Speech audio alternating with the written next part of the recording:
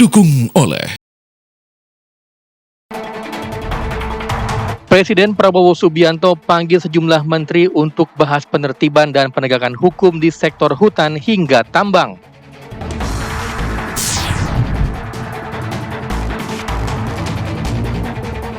Menteri Pertanian akan usut temuan 250 ton beras impor ilegal yang masuk melalui pelabuhan Sabang, Aceh.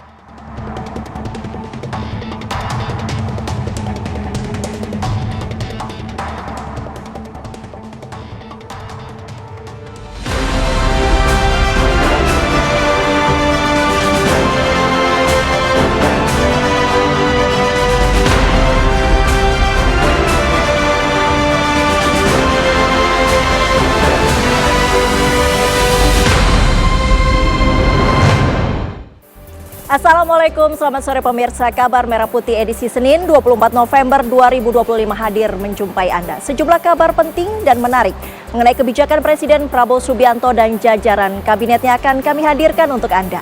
Saya Cita Paprika selama 1 jam ke depan akan menemani Anda dan pemirsa, inilah kabar Merah Putih selengkapnya untuk Anda.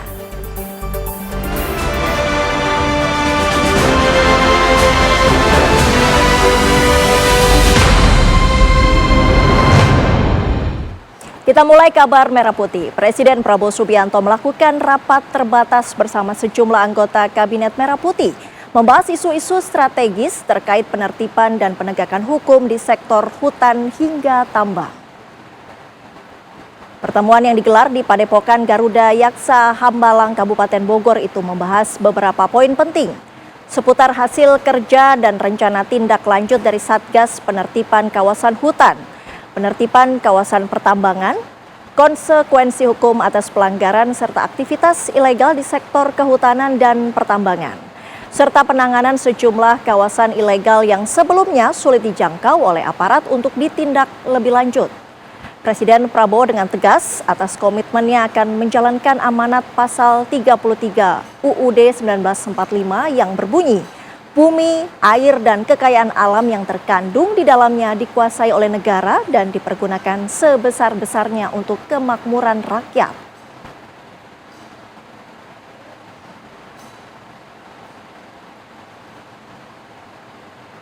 Presiden Prabowo Subianto melakukan pertemuan dengan Perdana Menteri Inggris Keir Starmer secara virtual. Keduanya membahas peningkatan kerjasama bilateral Indonesia-UK Strategic Partnership yang direncanakan bergulir mulai awal tahun depan. Peningkatan kerjasama diantaranya pada sektor Maritim Partnership Program. Ini meliputi kolaborasi keamanan laut, pertukaran informasi, serta peningkatan kapasitas penegakan hukum. Selain itu juga untuk memproduksi lebih dari 1.000 kapal penangkap ikan dan mengembangkan armada pertahanan laut Indonesia. Dalam hal ini, produksi akan dilakukan di Indonesia dengan melibatkan teknologi dan tenaga ahli dari Inggris.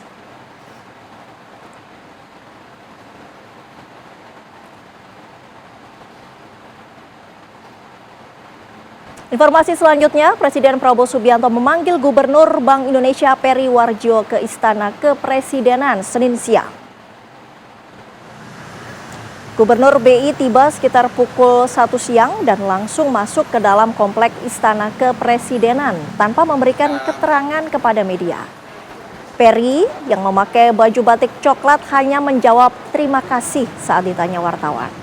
Rencananya pada hari ini Presiden Prabowo akan memanggil sejumlah anggota Kabinet Merah Putih untuk melakukan ratas.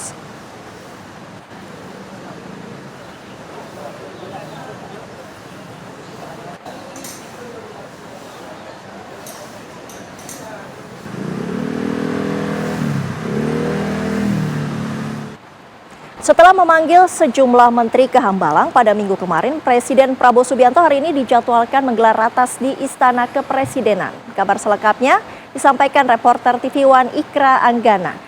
Ikra, apa agenda ratas pada sore hari ini? Ya, selamat siang Sita dan juga pemirsa. Presiden Republik Indonesia kembali menggelar rapat terbatas bersama sejumlah jajaran Menteri Kabinet Merah Putih. Namun yang terpantau hadir hingga pukul 14.30 waktu Indonesia Barat ini diantaranya adalah Gubernur Bank Indonesia Peri Warjio yang tadi masuk sekitar pukul 13.30 waktu Indonesia Barat. Namun ketika ditanya awak media mengenai maksud dan tujuan kedatangannya hari ini, Peri nampak tidak mengeluarkan sepatah dua patah kata apapun. Dirinya hanya berterima kasih kepada awak media dan bergas langsung masuk ke dalam. Dan setengah jam kemudian atau 30 menit selanjutnya tadi kami memantau ada Kepala Badan Riset dan Inovasi Nasional atau BRIN, yakni Arif Satria, didampingi oleh Wakil Kepala BRIN Amarullah Oktavian yang juga hadir memenuhi panggilan dari Presiden Prabowo Subianto. Namun berbeda dengan Peri Warjio, ini Arif Satria sempat menyampaikan akan membahas apa saja dengan Presiden Prabowo Subianto. Tadi dirinya mengungkapkan begitu pemirsa bahwa pertemuan kali ini adalah pertemuan perdana dirinya bersama Presiden Prabowo usai dilantik pada 10 November 2025 yang lalu, di mana ini adalah menjadi awal mula pembahasan antara Kepala BRIN dan juga Presiden Prabowo untuk membahas sejumlah proyek-proyek strategis, sejumlah program-program pemerintah yang juga akan disupport oleh BRIN yang kedepannya akan didukung mengenai data-data yang dimiliki oleh BRIN. Jadi ke depan policy ataupun kebijakan ini berbasis dengan penelitian R&D, Research and Development, dan juga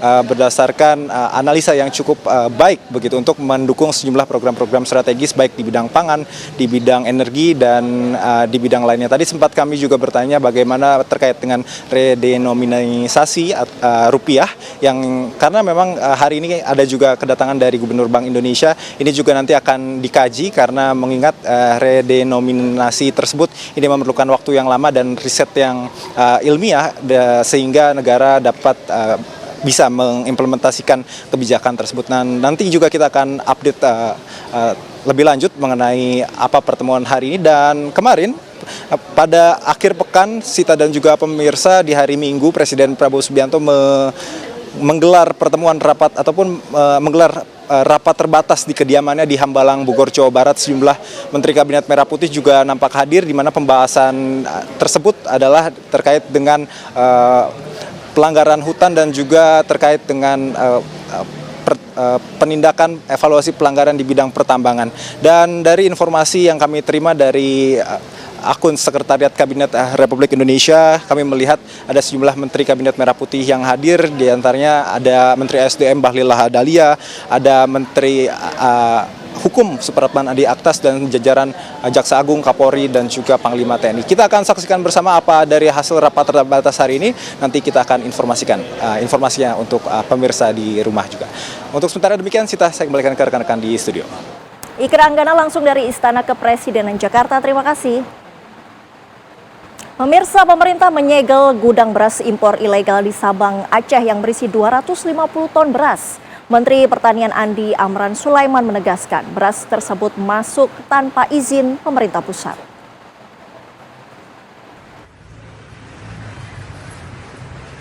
Inilah gudang beras milik PT Multazam Sabang Group yang disegel pada Minggu siang. Terlihat petugas memasang garis polisi di depan pintu masuk gudang sehingga tak ada yang bisa keluar masuk. Gudang tersebut disegel akibat menyimpan beras impor ilegal asal Thailand dan Vietnam sebanyak 250 ton. Di tempat terpisah, Menteri Pertanian Andi Amran Sulaiman menegaskan impor beras tersebut dilakukan tanpa izin dari pemerintah. Menurutnya, izin impor dari Kementerian Teknis maupun Kementerian Perdagangan tidak pernah diterbitkan untuk memasukkan beras tersebut.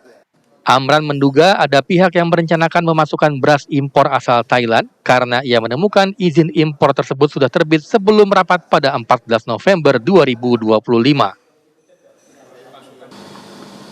Rapatnya di Jakarta, minta rapat rakor, belum ada persetujuan. Kami tanya Dirjen, kami tanya Deputi, Bappenas, apakah Anda menyetujui? Ternyata dalam risalahnya menolak, tapi tetap dilakukan. Yang kedua, rapatnya tanggal 14 di Jakarta, tetapi izinnya dari Thailand sudah keluar. Berarti ini sudah direncanakan. Memang sudah direncanakan. Selain di Sabang, Aceh, Menteri Pertanian juga menerima laporan dugaan beras ilegal masuk melalui Batam. Namun temuan tersebut masih diverifikasi. Amran menambahkan, masuknya beras impor tanpa izin tersebut melanggar perintah Presiden Prabowo Subianto yang menegaskan larangan impor beras selama ketersediaan nasional masih cukup. Dari Jakarta, Alvin Saputra, Dudi Ardiansyah, TV One mengabarkan. Industri kreatif di Jawa Tengah mampu tingkatkan nilai ekspor tahun 2025, kabarnya usai jeda.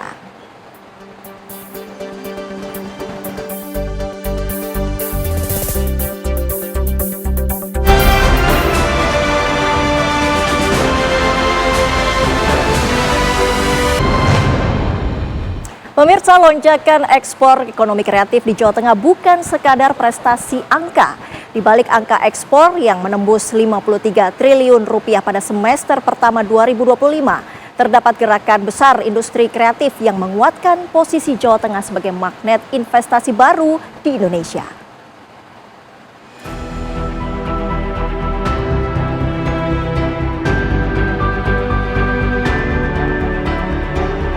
Lonjakan kinerja ekonomi kreatif Jawa Tengah dibeberkan Menteri Ekonomi Kreatif Teuku Rifki Harsya saat menutup Hari Ekraf Nasional di Semarang. Berdasarkan data Bea Cukai, ekspor ekraf Jateng semester pertama tahun 2025 mencapai 53 triliun rupiah, yang menempatkan provinsi ini berada di peringkat 2 nasional. Keberhasilan ekspor ini sejalan dengan masuknya investasi ekraf yang terus menanjak. Data dari Badan Koordinasi Penanaman Modal Jawa Tengah mencatat, nilai investasi ekraf Jawa Tengah terbesar ketiga nasional, yaitu mencapai 11,45 triliun rupiah. Capaian itu menjadi sinyal kuat bahwa sektor industri kreatif di provinsi yang dipimpin Gubernur Ahmad Lutfi ini mulai dipandang sebagai sektor masa depan oleh para investor. Ada puluhan kegiatan secara nasional, tetapi puncaknya kita buat di Jawa Tengah malam ini. Dan ini adalah bentuk apresiasi kami kepada Pemprov Jawa Tengah, Pak Gubernur dengan seluruh jajarannya, dan seluruh pegiat ekraf yang ada di Jawa Tengah, karena memang Jawa Tengah menunjukkan progres yang signifikan perkembangan ekonomi kreatifnya, baik dari investasi, ekspor, dan juga jumlah pegiat ekrafnya. Dan ini harapannya adalah ekraf dari Jawa Tengah juga akan menjadi mesin baru pertumbuhan ekonomi di daerahnya, dan kami sangat mengapresiasi dan juga mengucapkan terima kasih kepada Pemprov, Gekraf, dan seluruh pegiat ekraf. Harapannya kita dukung Jawa Tengah banyak sekali, ada 12 kabupaten kota kreatif, dan ini kita akan dukung terus sehingga juga akan membantu tidak hanya lapangan pekerjaan tetapi meningkatkan kesejahteraan masyarakat Jawa Tengah.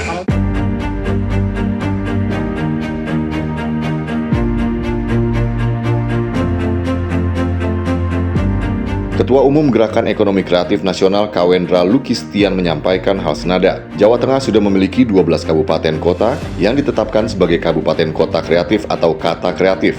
Antara lain, Kota Surakarta dengan seni pertunjukan, Kota Semarang dengan fashion, Kabupaten Rembang dengan kriya batik tulis lasem, dan Kota Salatiga dengan kuliner olahan singkong. Di samping itu, dari total 35 kabupaten kota di Jawa Tengah, 27 diantaranya memiliki komite ekonomi kreatif untuk mendukung ekosistem kreatif. Ini adalah perayaan Hekrafnas ketiga setelah ditetapkan menjadi Hari Ekonomi Kreatif Nasional. Yang pertama kita lakukan di luar Jakarta. Jadi tahun ini adalah pertama. Kita pilih Jawa Tengah, kenapa? Karena tadi Pak Menteri sudah menyampaikan bahwa ada 12 kabupaten kota yang sudah masuk kata kreatif, kabupaten kota kreatif. Tentunya potensinya besar sekali, dan saya melihat tadi juga sore teman-teman kalau menyaksikan, kita dorong ke depannya akan ada subsektor baru, subsektor ke-18, yaitu adalah ekonomi kreatif berbasis otomotif dan modifikasi. Karena besar sekali di sini, tadi aja di Jawa Tengah, di Semarang khususnya, pejuang-pejuang ekrafnya, praktisi-praktisinya, bahkan marketnya sudah mancanegara.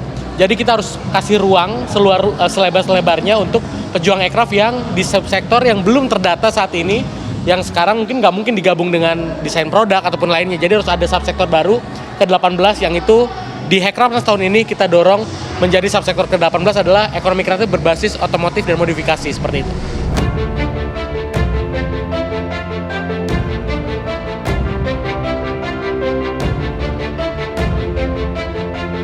Industri kreatif yang memiliki karakter inovatif, cepat tumbuh, dan berorientasi pasar mendorong tingginya minat investor. Mengimbangi tingginya minat investor, pemerintah Provinsi Jawa Tengah memberikan berbagai layanan prima, mulai dari kemudahan layanan perizinan, ketersediaan kawasan industri, infrastruktur logistik dari tol hingga pelabuhan, ketersediaan tenaga kerja terampil, upah yang kompetitif, hingga jaminan keamanan.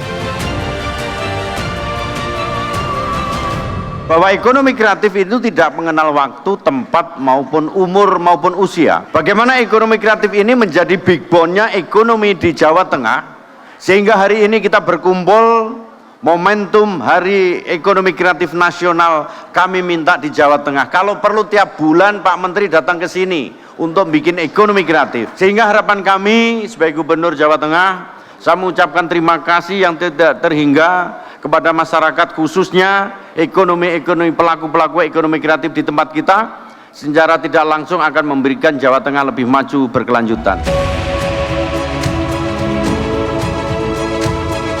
Pemerintah Provinsi Jawa Tengah agresif mendorong geliat investasi, salah satunya lewat penyelenggaraan Central Java Investment and Business Forum (CJIBF). Tahun ini diselenggarakan 2 kali, yakni pada Mei dan November 2025. Nilai investasi yang berhasil disedot cukup besar. Pada penyelenggaraan November saja, berhasil menggait 34 investor dengan total modal yang tertanam 5 triliun rupiah. Hari ini nafasnya adalah Jawa Tengah merupakan sentral pembangunan nasional yang dilirik oleh semua negara, bahkan semua investasi. Karena tugas kita 15% itu adalah membangun PAD, yang 80% adalah dari investasi yang harus kita eksplorasi di wilayah kita. Bandara kita sudah bandara internasional. Kemudian revitalisasi Pelabuhan Tanjung Mas sudah diaksesori dari kementerian. Jadi tidak ada lagi kawasan industri kita yang sudah mulai berkembang. Jawa Tengah mempunyai sumber daya manusia yang kompetitif. Ini dibuktikan bahwa di Jawa Tengah mempunyai sekolah-sekolah vokasi yang siap pakai untuk disalurkan kepada dunia usaha. Vokasi-vokasi itu tidak cukup. Maka di tempat kita punya BLK, di mana BLK di masing-masing kabupaten provinsi tidak jualan program, tetapi program itu yang siap pakai kita konekkan kepada investasi di mana namanya dunia usaha itu ada.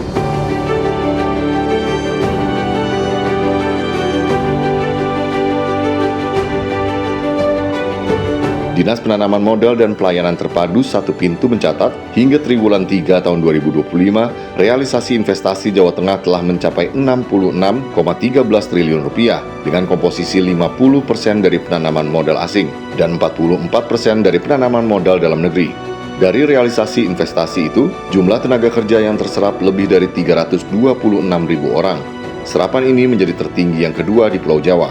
Dari Jawa Tengah, tim TV One mengabarkan.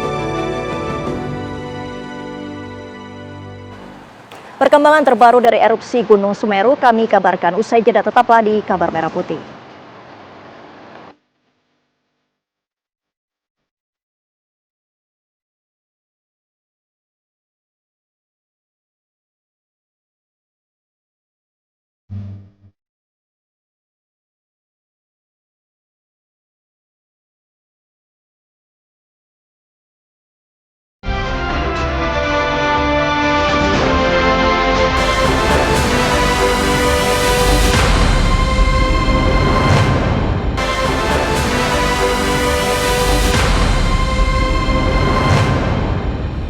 Anda kembali di Kabar Merah Putih. Pemirsa, 26.000 lebih prajurit TNI dikerahkan dalam latihan terintegrasi TNI 2025 di Morowali. Hal ini digelar untuk memperkuat pengamanan sumber daya alam nasional.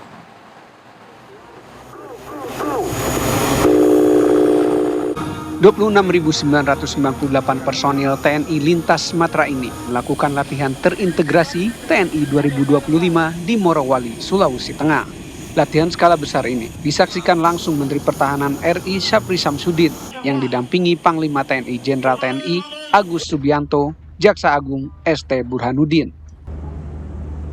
Latihan ini menjadi cerminan kemampuan TNI dalam menghadapi berbagai bentuk ancaman, termasuk potensi gangguan terhadap pengelolaan sumber daya alam nasional.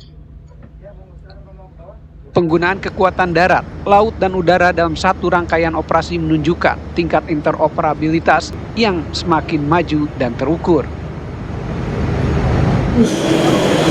melakukan segala upaya yang sesuai dengan parameter-parameter yang harus dilakukan oleh satu negara di dalam menegakkan kedaulatan. Karena itu, dengan simulasi latihan ini menunjukkan asumsi bahwa hati-hati negara selalu diintip oleh celah-celah kerawanan yang bisa mengganggu kedaulatan kita. Ini adalah satu pembelajaran kepada kita semuanya, pada bangsa kita, bahwa negara yang kaya dengan sumber daya alam harus kita jaga sedemikian rupa. Dan ini tidak hanya berlaku untuk Bangka dan Morowali, tapi ini berlaku untuk di seluruh wilayah nasional.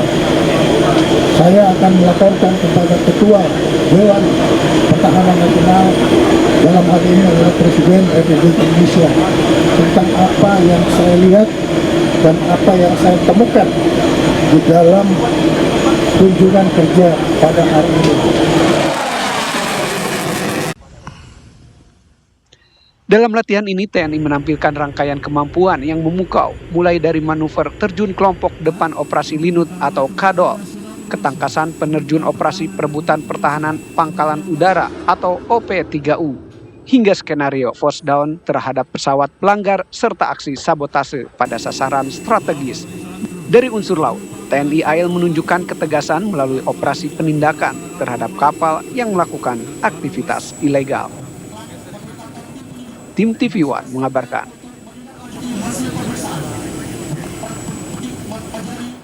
Kita ke informasi lain, ratusan personil TNI Polri kembali diterjunkan untuk membantu pengosongan rumah warga terdampak bencana erupsi Gunung Semeru di Lumajang, Jawa Timur. Hal ini dilakukan menyusul tebalnya dan masih panasnya endapan material vulkanik. Petugas harus bekerja ekstra dan berhati-hati saat melakukan upaya menemukan sisa barang berharga maupun dokumen-dokumen penting lainnya. Setelah semuanya terkumpul, berbagai barang perabotan rumah tangga dan barang elektronik lainnya langsung diangkut dengan menggunakan mobil patroli polisi ke lokasi yang lebih aman sesuai permintaan warga.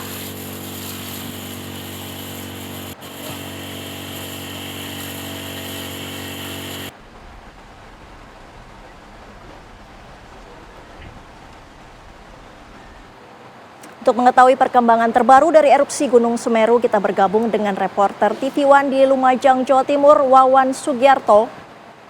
Wawan, bagaimana kondisi terkini di sana?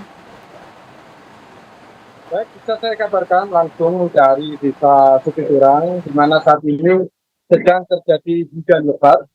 Dan di aliran sungai Curakobuangsa ini juga terjadi banjir lahar, sehingga menimbulkan letusan sekunder yang memicu timbulnya hujan abu vulkanik yang menyebar ke sekitar pemukiman warga yang sudah kosong ditinggalkan mengungsi. Sementara itu untuk aktivitas pengosongan hingga saat ini masih belum bisa dilakukan mengingat kondisi cuaca yang hujan, dan hal ini merupakan kendala yang terjadi hampir setiap hari, di mana kegiatan yang dilakukan TNI Polri ini sejak pagi itu akan terhenti menjelang siang di saat hujan lebat kembali terjadi dan memicu terjadinya banjir lahar hujan Gunung Semeru. Begitu. Wawan Sugiarto langsung dari Lumajang, Jawa Timur. Terima kasih. Pemirsa, Komisi 1 DPR menggelar rapat tertutup dengan Menteri Pertahanan Syafri Samsudin dan Panglima TNI Jenderal Agus Subianto. Kabarnya usai jeda, tetaplah di Kabar Merah Putih. Anda masih menyaksikan Kabar Merah Putih. Pemirsa, Komisi 3 DPR hari ini melakukan rapat dengar pendapat dengan Menteri Hukum membahas rancangan Undang-Undang Penyesuaian Pidana.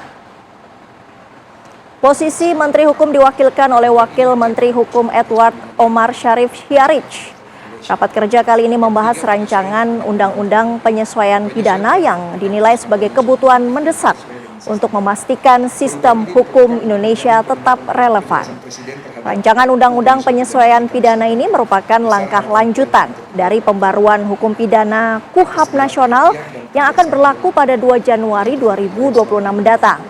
RUU tentang penyesuaian pidana menjadi instrumen harmonisasi pemidanaan di seluruh tingkat peraturan perundang-undangan.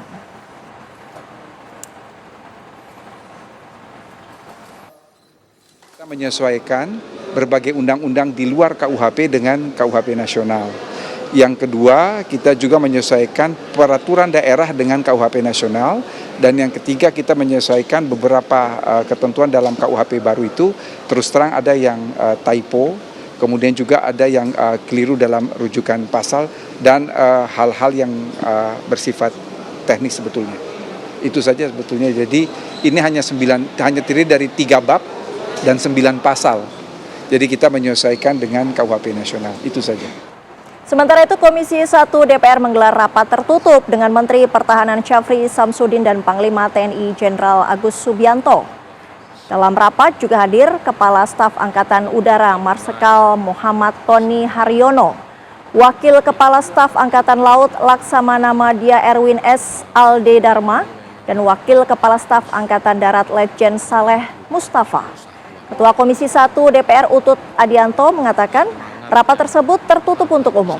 Dari informasi agenda yang diterima, Raker kali ini membahas kedaulatan dan stabilitas Papua, serta peran Kodam baru dalam memperkuat stabilitas pertahanan dan mendukung kesejahteraan rakyat.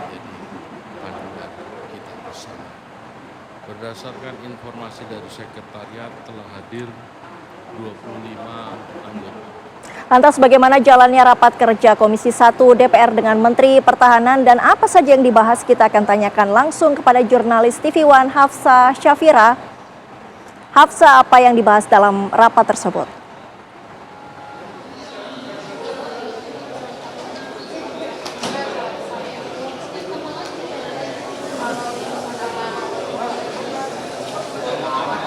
Ya, Sita dan juga pemirsa, betul sekali bahwa pada hari ini DPR dari Komisi 1 yakni telah mengadakan rapat bersama dengan Menteri Pertahanan Syafri Samsudin. Selain daripada itu juga tadi kami melihat bahwa juga hadirnya Jenderal TNI Agus Subianto dan juga didampingi dengan Kepala Staf Angkatan Udara yakni Marsikal TNI Tony Haryono. Hadir pula Wakil Kepala Staf Angkatan Darat yakni Letnan Jenderal TNI Muhammad Saleh Mustafa dan juga Wakil Kepala Staf Angkatan Laut Laksamana Madya TNI Erwin S. Alde Dharma. Kalau tadi kami melihat Sita dan juga pemirsa, tadi segenap dari Menteri Pertahanan dan juga Panglima ini hadir sekitar pukul 13.00 waktu Indonesia Barat di DPR dan kemudian langsung memasuki ruang rapat Komisi 1. Adapun tadi rapat dipimpin oleh Ketua Komisi 1 yakni Utut Adianto. Hingga kini rapat masih berlangsung Sita dan juga pemirsa, dan memang tadi sudah dijelaskan juga oleh Utut di mana bahwa rapat pada hari ini dilaksanakan secara tertutup. Namun jika kita membahas begitu apa yang kemudian menjadi pembahasan pada rapat yang terjadi pada hari ini memang adanya pembicaraan terkait langkah strategis untuk menjaga kedaulatan dan stabilitas daerah Papua. Kemudian juga adanya pembicaraan terkait peran Kodam baru Brigade Infanteri, Batalion Infanteri Teritorial Pembangunan. Selain daripada itu juga, kalau kita mengingat bahwa memang Agustus 2025 kemarin ini beberapa Kodam, tepatnya sebanyak 6 Kodam ini telah diresmikan, begitu diantaranya Kodam 19 Tuanku Tambusai, kemudian Kodam 20 Tuanku Imam Bonjol, Kodam 21 Radit Inten, Kodam 22 Tambun Bungai, Kodam 23 Palakawira, dan juga Kodam 24 Mandala Trikuara, yang mana memang baru saja diresmikan Agustus 2025 kemarin di sejumlah daerah begitu. Dan pada pertemuan kali ini juga adanya pembahasan terkait rencana Kodam baru yang nantinya rencananya akan diresmikan pada tahun 2026. Adapun rencananya ini akan ada 5 Kodam lagi yang akan diadakan begitu pada tahun 2026, diantaranya di daerah Yogyakarta, NTT, Papua Tengah, Papua Barat Daya, dan juga Maluku Utara. Nanti kami akan terus mengupdate di Sita dan juga pemirsa apa saja yang kemudian menjadi pembahasan lebih lanjut pada rapat kali ini, karena memang rapat masih tengah berlangsung. Demikian. Hafsa Syafira langsung dari gedung DPR RI Jakarta. Terima kasih. Pemirsa, peringatan Hari Jadi Kabupaten Berau ke-72 dan Kota Tanjung Redep ke-215 berlangsung hikmat dan penuh nuansa religius. Ribuan masyarakat memadati Jalan Pemuda, tepatnya di lapangan GOR Pemuda Tanjung Redep, Jumat malam 21 November 2025. Dalam rangka puncak perayaan Hari Jadi Berau dan Tanjung Redep, pemerintah Kabupaten Berau menggelar tablik akbar dengan menghadirkan ulama kondang Ustadz Abdul Somad. Acara yang dipimpin langsung oleh Bupati Berau Sri Juniarsi Mas berlangsung sekitar kurang lebih 2 jam. Sejak awal masyarakat tampak antusias mengikuti rangkaian doa dan tausiah yang digelar Pemda Berau. Dalam sambutannya, Bupati Sri Juniarsi mengajak seluruh masyarakat untuk selalu bersyukur serta menjaga kerukunan.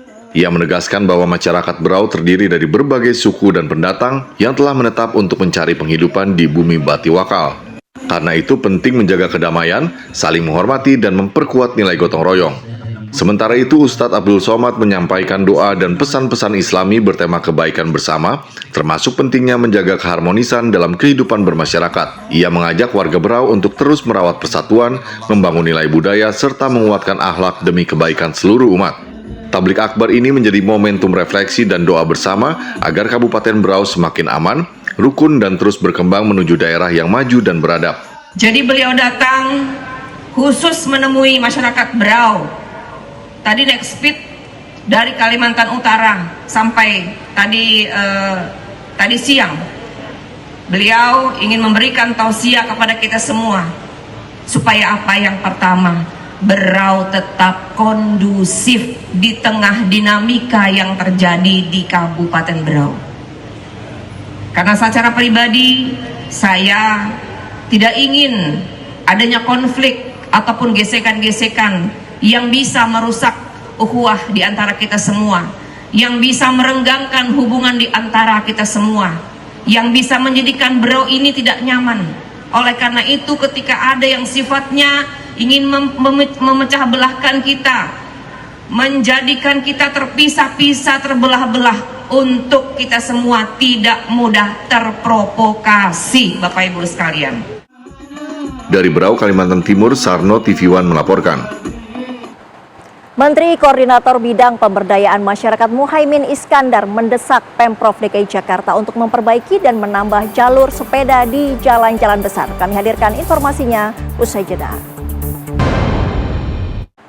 Presiden Prabowo Subianto melakukan rapat terbatas bersama sejumlah anggota Kabinet Merah Putih, membahas isu-isu strategis terkait penertiban dan penegakan hukum di sektor hutan hingga tambang.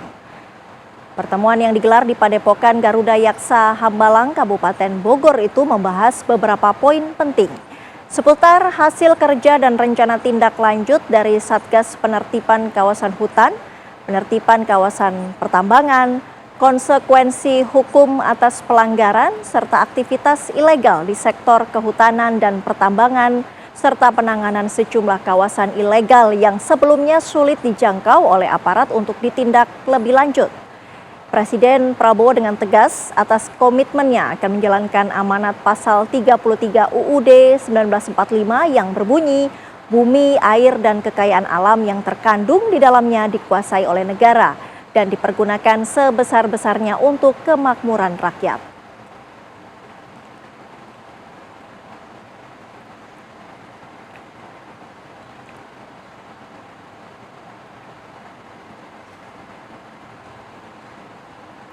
Presiden Prabowo Subianto memanggil Gubernur Bank Indonesia Peri Warjio ke Istana Kepresidenan Senin siang. Gubernur BI tiba sekitar pukul 1 siang dan langsung masuk ke dalam komplek Istana Kepresidenan tanpa memberikan keterangan kepada media. Peri yang memakai baju batik coklat hanya menjawab terima kasih saat ditanya wartawan. Rencananya pada hari ini, Presiden Prabowo akan memanggil sejumlah anggota Kabinet Merah Putih untuk melakukan ratas.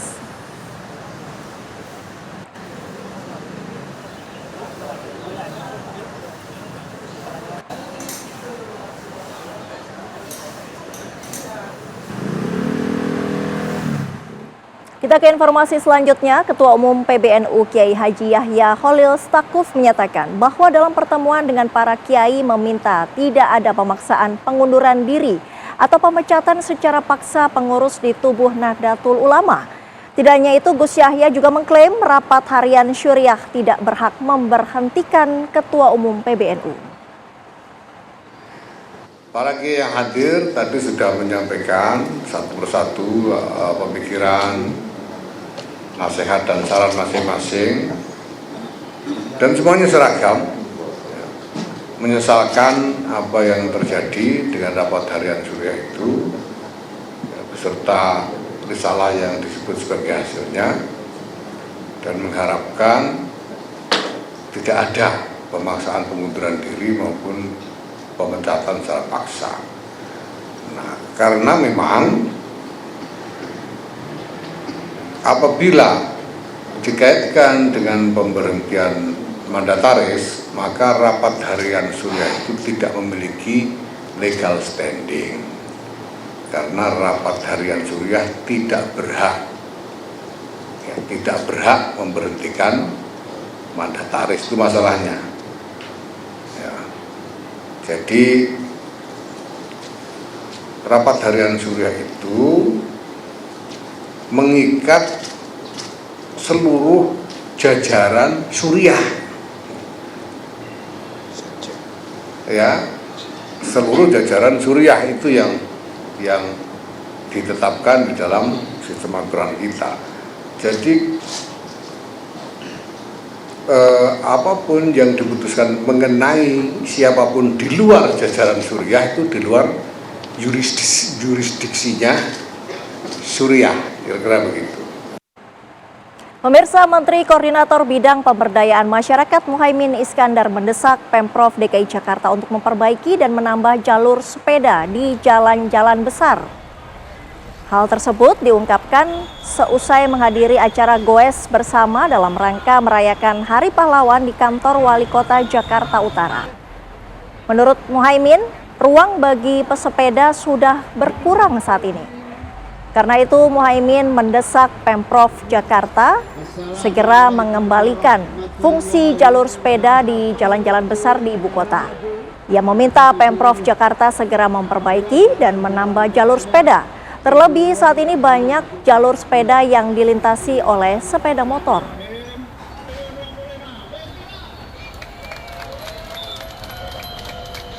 Ruang-ruang hijau dan terbuka untuk olahraga semakin diperbanyak. Car Free Day harus dijaga terus tumbuh, dan Jakarta harus sehat untuk semua.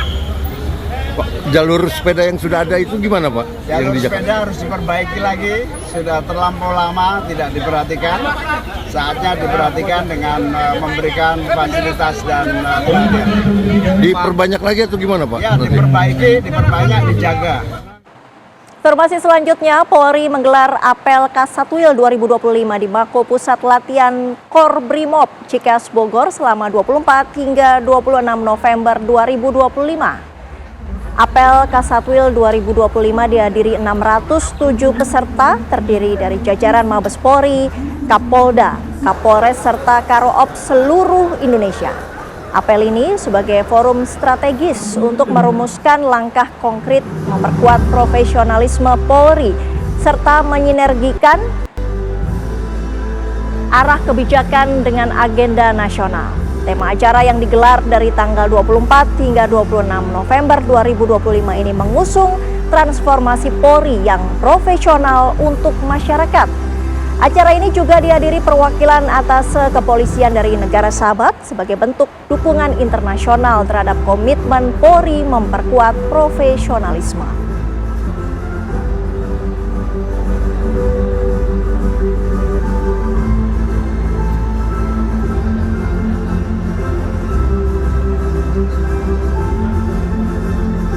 Kita perkenalkan beberapa model maket terkait dengan pelayanan polisi ke depan, supaya masyarakat lebih mudah mendapatkan pelayanannya, dan juga tentunya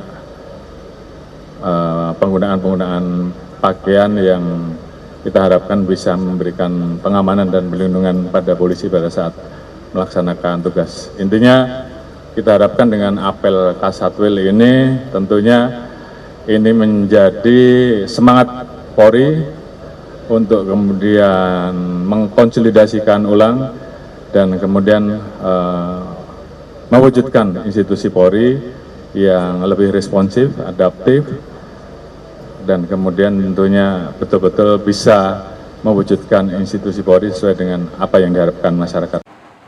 Pemirsa, sentra-sentra Kemensos yang berada di seluruh wilayah Indonesia perlu berinisiatif membuka layanan termasuk layanan pendidikan bagi kelompok rentan.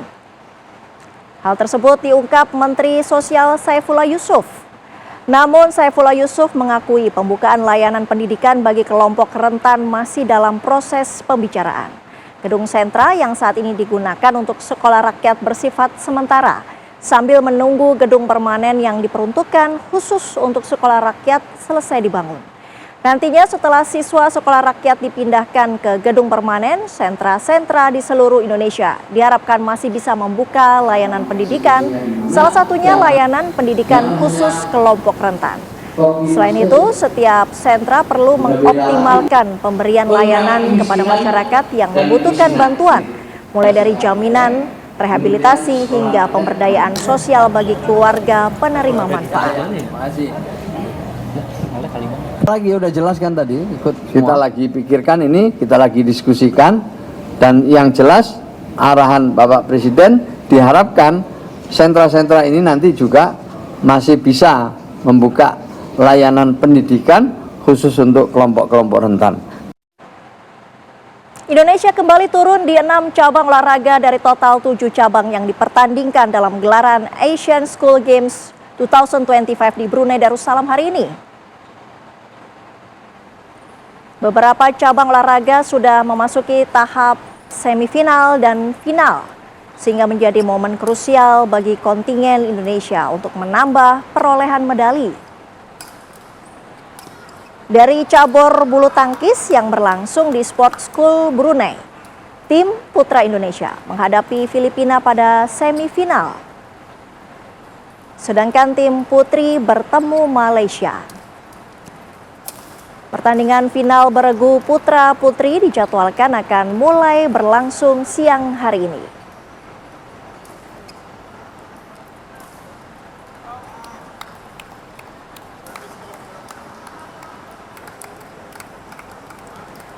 Selain itu, cabur pencaksilat yang berlangsung di Youth Center sejumlah nomor masuk semifinal.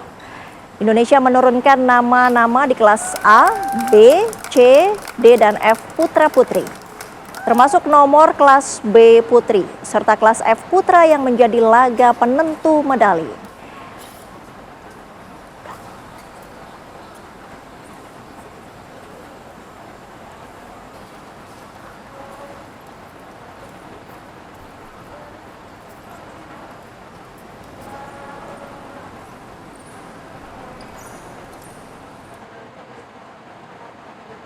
Informasi tadi menutup kabar Merah Putih hari ini. Sesaat lagi Anda dapat menyaksikan berita utama kriminal bersama Ninda Febiola. Saya Sita Paprika pamit, terima kasih.